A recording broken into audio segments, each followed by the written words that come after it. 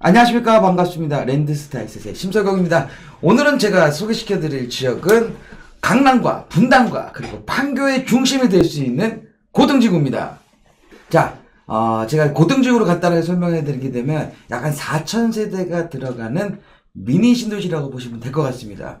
고등지구는 현재 지금 마지막으로 분양할 수 있는 단지가 하나가 남아있는데요. 그게 바로 고등자입니다. 그래서 보시게 되면 지하 3층에서 지상 14층 총 11개 동의 아파트 전용 면적으로 하게 되면 84제곱미터가 364가구와 또 오피스텔 363실 전체 727세대가 들어가는 아주 크진 않고 그렇다고 작지 않은 그런 규모의 아파트인데 고등자이 같은 경우에는 작년 5월서부터 분양 예정이 잡혀져 있었는데 벌써 약 한 10달 정도가 흘렀는데도 아직도 분양을 못하고 있는 상황입니다. 그 이유는 제가 잠시 후에 좀 말씀을 드리도록 하겠습니다. 네, 성남 고등자이 같은 경우에 일단 입지적인 위치가 상당히 좋습니다. 제가 성남의 고등지구를 왜 관심을 갖는 이유가 뭐냐면 처음에 말씀드렸다시피 저는 성남과 또 판교, 그다음 강남과 거의 중심이 될 수 있는 지역에 있다 보니까 저는 관심을 가질 수밖에 없는 지역인데요. 보통 경부고속도로라든지 분당 내곡간고속도로, 용인 서울고속도로, 그 다음에 대왕판교로 분당 수서간 고속도로에 가장 인접돼 있다.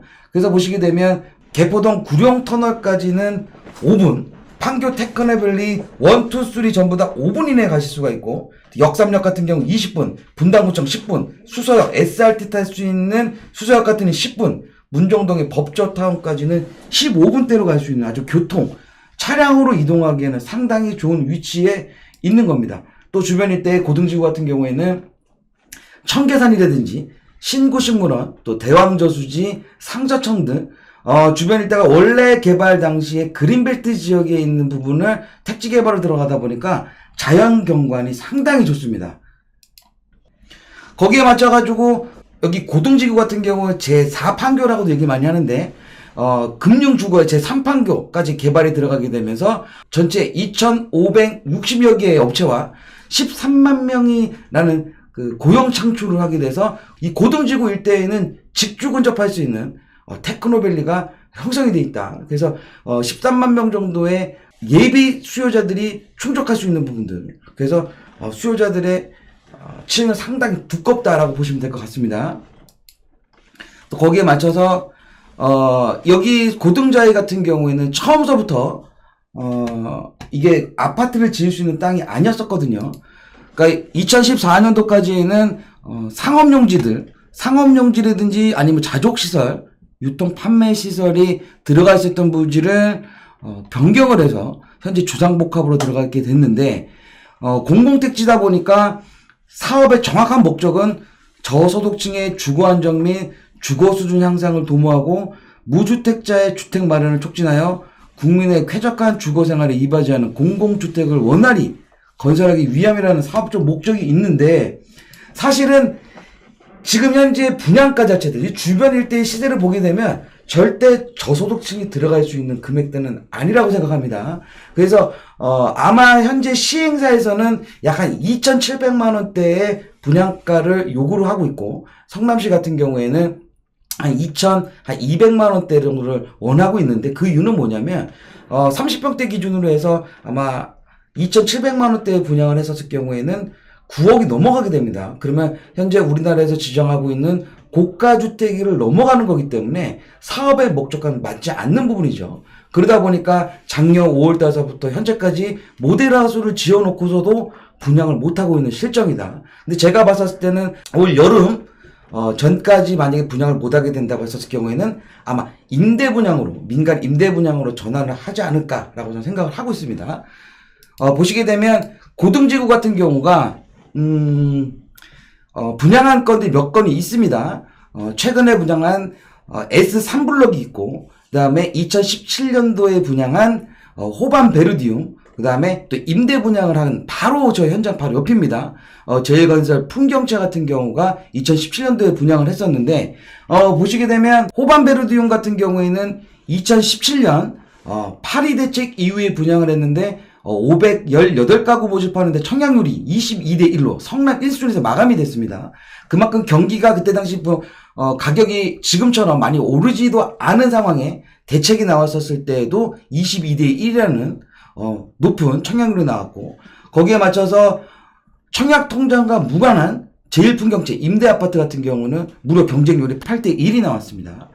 또 올해 초 2020년 올해 초에 분양한 S3블럭 같은 경우에는 43대 1이라는 청약률로 나왔기 때문에 이 고등지구에 대한 인기는 앞으로도 계속될 거고, 지금 분양 예정을 갖고 있는 고등자이 같은 경우에도 아마 상당히 인기가 높을 거라 생각을 하고 있습니다. 다만 청약 통장을 사용하시려고 하시는 분들 같은 경우에는 아마 제가 볼 때는 성남 지역에서 1순위가 다 마감이 되지 않을까라고 생각을 하고 있습니다. 근데 제가 아까 전에 말씀드렸던 임대 분양에 대한 부분, 그다음에 일반 분양에 대한 부분을 좀 말씀드리게 되면, 현재 제1건설 바로 현장 앞에 있는 풍경채 같은 경우가 30평대 같은 경우가 보증금이 3억 9,500에 월 195만 원입니다.